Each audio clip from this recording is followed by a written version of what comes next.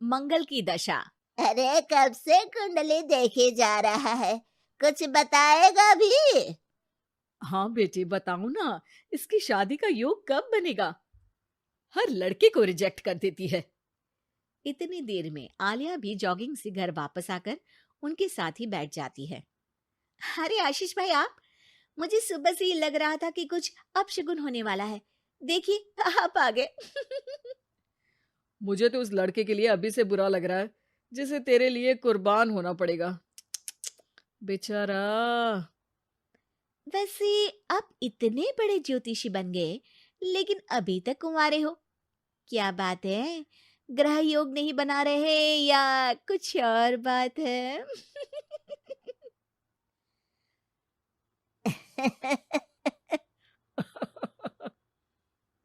आलिया की इस बात पर वो और उसकी दादी हंसने लगते हैं, जिन्हें इग्नोर करते हुए माँ एक बार फिर उसकी शादी की बात पर आ जाती है।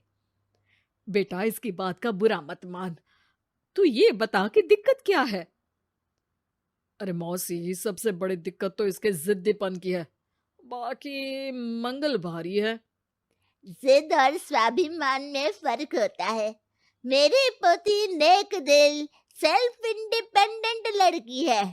ऐसे ही कुछ कॉम्प्रोमाइज करके कहीं भी शादी थोड़ी ना कर लेगी। माँ जी, आपने ही इसे बिगाड़ कर रखा है। माँ, दादी और भाई की नॉन स्टॉप शादी वाली बातें सुनकर आलिया गुस्से में उठ खड़ी होती है। माँ, आपको पता है, मैं इन सब चीजों पर बिलीव नहीं करती। फिर भी आप लोगों ने मिलकर घर को सर्कस बना दिया है।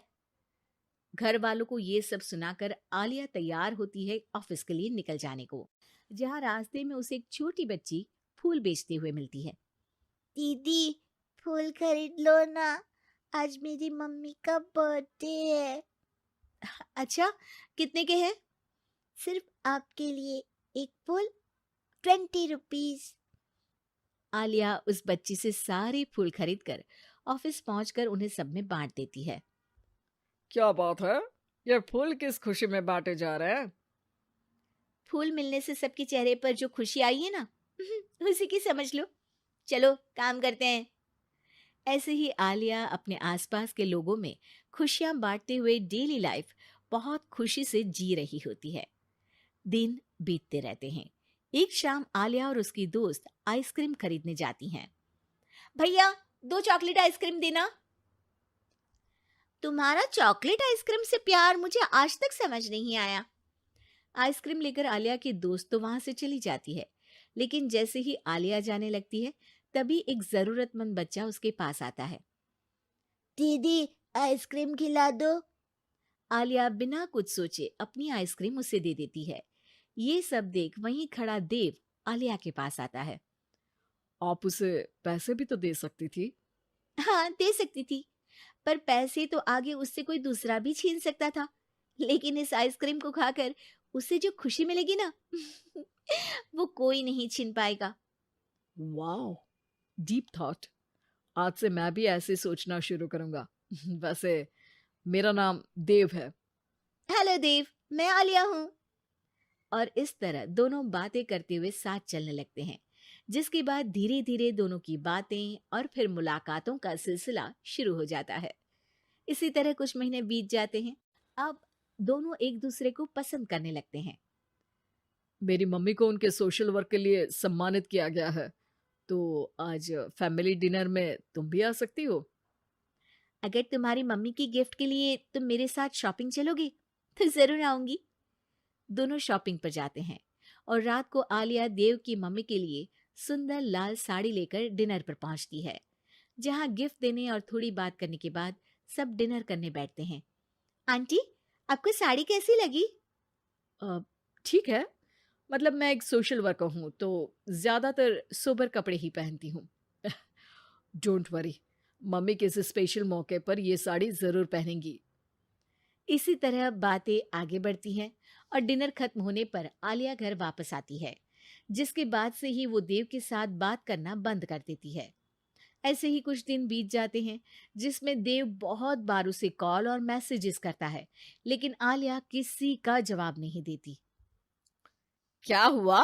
सब कुछ तो अच्छा चल रहा था, फिर तुमने देव से बात करनी क्यों बंद कर दी? उसकी मम्मी को घर में बहू नहीं, नौकरानी का रिप्लेसमेंट चाहिए, जो मैं नहीं बन सकती। अरे इतनी जिद भी अच्छी नहीं। लड़कियों को थोड़ा कॉम्प्रोमाइज तो करना ही पड़ता है। तुम्हारे लिए देव से ज्यादा सूटेबल लड़का तुम्हें नहीं मिल सकता। माँ उसे ये सब बोल ही रही होती है कि उसके फोन पर मैसेज आता है, जिसे पढ़कर वो तुरंत घर से निकलकर हॉस्पिटल पहुंचती है, जहां देव अकेला परेशान खड़ा होता है। पर आलिया उसके पास न जाकर एक कमरे में जाती है और कुछ देर बाद बाहर निकलकर घर वापस आ जाती है।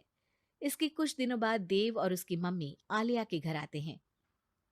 अगर तुम हॉस्पिटल आकर ब्लड डोनेट नहीं करती तो शायद आज मैं यहाँ सबके साथ नहीं होती। तुमने मेरी आंखें खोल दी।